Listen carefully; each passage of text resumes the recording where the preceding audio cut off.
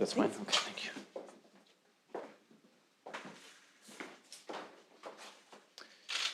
Good morning. Welcome to the press conference. We will start with brief remarks from both prime ministers, and then we will have a short time for questions. Please. Thank you so much. I'm so pleased to welcome my Slovak colleague Eduard Heger to Helsinki. We work together closely as European partners, and I'm looking forward to becoming partners in NATO soon. I want to thank our Slovak friends for Slovakia's prompt ratification of our application. Today we have had the chance to discuss a number of key issues for Slovakia, Finland, but also whole of Europe. We discussed Russia's illegal attack on Ukraine. I regret to see that Russia continues to escalate the situation. That escalation needs to be met with a firm response. We need to increase sanctions while maintaining unity among the EU and partners.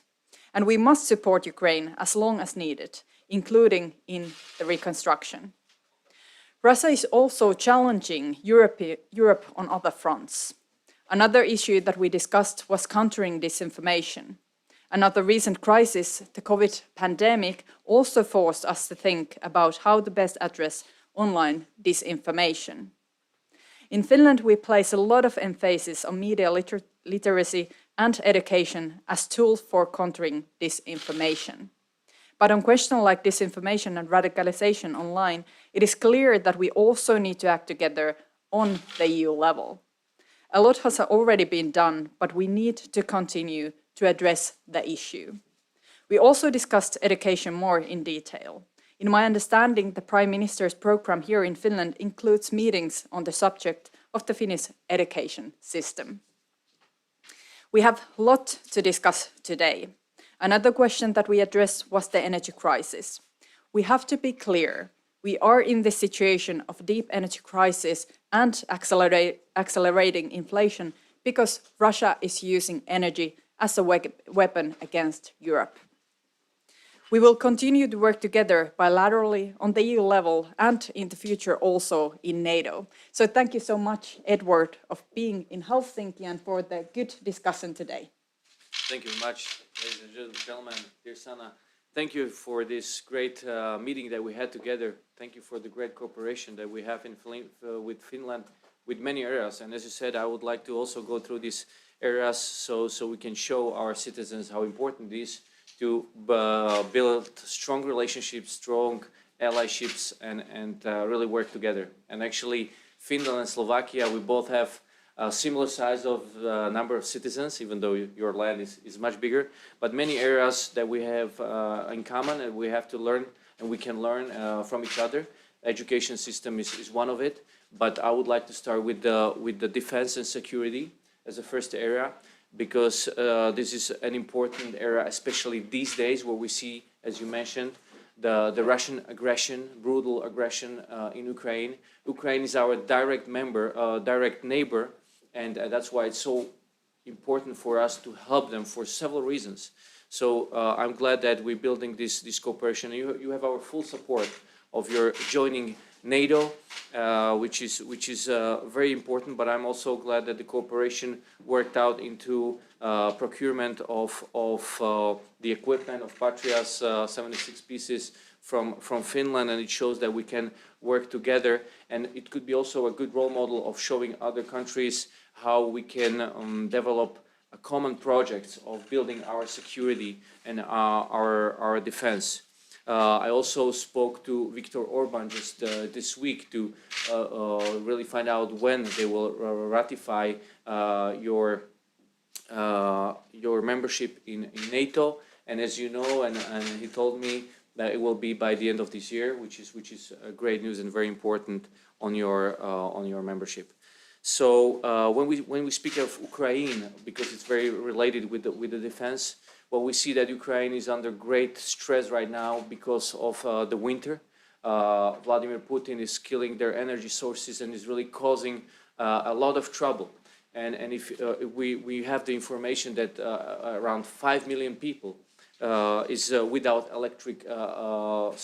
electricity, And we were just speaking that both of our countries have around 5 million people. So it would be like you would shut down one of the countries within EU. That's what is happening in Ukraine. That's how we can feel and see how big issue this is. And that's why we need to help them to survive winter, to survive with a lot of help these difficult times that they are facing. And also afterwards, help them to recover their territory and also rebuild their economy. We all want that Ukraine will become a prosperous democratic country. It is important for our security and our safety, and that's why this common effort is very important, because united we are strong, and I'm glad that on this matter we are also very united also on behalf of the reconstruction. When we speak of energy, which is another security issue, again, this is an area where we have a lot of in common, especially the nuclear energy. Slovakia is very strongly supported with nuclear energy, over 50%, growing to over 60% with launching the new nuclear reactor in Mokovce. And Russia is the only, for Slovakia, is the only supplier of this nuclear fuel. That shows again the security threat for Slovakia. So that's why we are so glad we can work together with Finland and other countries, Czech Republic, Hungary, on developing a new fuel and diversify from this Russian fuel. It's great to build this consortiums or this cooperation on getting the alternatives as quick as possible with the help of European Union and using their tools to expedite it, which is very important. We were also discussing the technology of the deep storages for nuclear burnt out fuel, which is important for us as well. And we would like to learn more about it, how to develop this in other countries as well, and really provide for our citizens a safe place of storing this burnout fuel. And as you mentioned, education, this is an area. Again, Slovakia in the recovery plan is spending a lot of money and effort on developing our educational system. We see what kind of progress it does to your education, to your children, but also to your adults. And that's why we want to not just be inspired, but really cooperate in developing our curricular reform, which is in the final stage and it's going to be launched next year. And also with the radicalization of the young people on the social platforms. This is again a topic where we can discuss very closely and exchange experience how to prevent this radicalization of the young people on the social platforms. Again, to speak to the global social platforms is important for countries like us to work together and provide solutions on regulation that is healthy, that helps to prevent the radicalization. So, and together with the education goes innovation. That was the last topic that we were discussing as well. As you know, Finland is really great in spending a lot of percent, I would say, almost 3% today into R&D, and going toward 2030 to 4% of GDP, which is a great example for us again. I mean, we are on lower numbers. We are around 0.6% at this time, and we would like to get at 2030 to 2.2% of GDP. But it was important to discuss how we need to have this goal as a whole society, not just the government, but together, public and private sector, together with universities.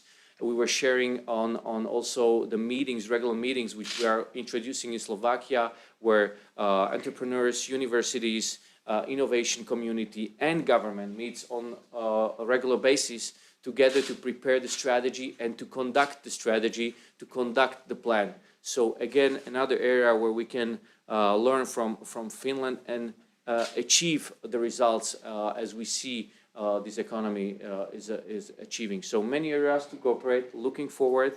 You are more than welcome to come to Slovakia so we can continue in this discussion. But in the meantime, our colleagues on our technical levels will definitely cooperate to develop us together as a strong Europe, because that was also an area where we're speaking that Europe needs to become strong together, has all the tools, and has the will, has the experience, so we have to keep on working on it. Thank you. Thank you. The timetable is very tight, but we have time for one or two quick questions. Please. And say your name and media before the question, please. My name is Michal Zúrik. I am from the Slovak public broadcaster RTVS. Prime Minister Marin, I would like to ask, you have talked about deepening cooperation, especially in the nuclear fuel area, but concerning economic crisis, security and energetic crisis brought by the Russian invasion of Ukraine, what may be in particular other areas of cooperation that we can look forward to? Well, we discussed today a lot of education and also innovation, investing in new technologies that we have to do as Europe as a whole. We cannot be dependent on critical issues, authoritarian regimes, like we are now when it comes to energy. We are too dependent on Russia, we are too dependent on Russian energy, and that is why we are also in economically severe situation. We are seeing the inflation, high numbers of inflation, and this is caused by the high energy prices that we also have to work together, that we have already been working together. But in the future, the critical issues will be new technologies. It will be our societies that will be totally digitalized, and we have to make sure that we are not as dependent on critical technologies, for example, authoritarian regimes that we are now on energy. And this was something that we discussed about. This is something where we need more cooperation between European countries. And I'm sure that we will have good cooperation with Edward and his government and the societies together to work on the issue. I think this is crucial, that we can prevent future crises, not only to tackle the crises that we are meeting now. I can only agree, and I want to underline, which Sanna mentioned, that the crisis that we have, this energy crisis and these energy bills that we are paying and the inflation bills that we are paying together with our citizens is caused by Vladimir Putin. That's clearly known. I mean, if you look at his strategy that started last year of summer, where he lowered the import of the gas into the storages in Europe, that was just the start of it. But we see that he is behind these high energy bills. He's behind this high inflation in Europe.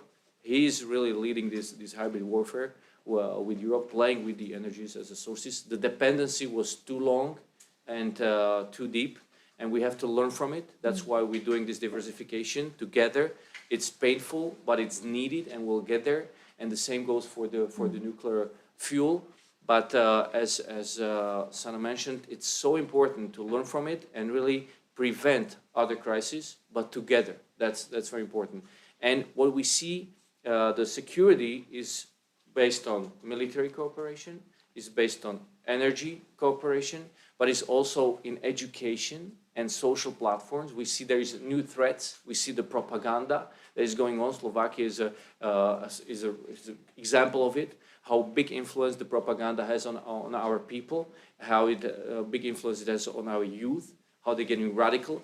So in 21st century, a century that we want to be a century of peace, we have to work on these areas to prevent the radicalization and the aggression, and help our youth to develop in very well developed education system, but on the other hand, also prevent the radical motions that are happening there. And the automation as a 21st century future, it's important to train our people to know how to accommodate in these new technologies. So, and for this, to cope with it much better, the cooperation is great because we can learn from each other, the best practices shared. So the networking among the countries, we saw how it helped during the COVID.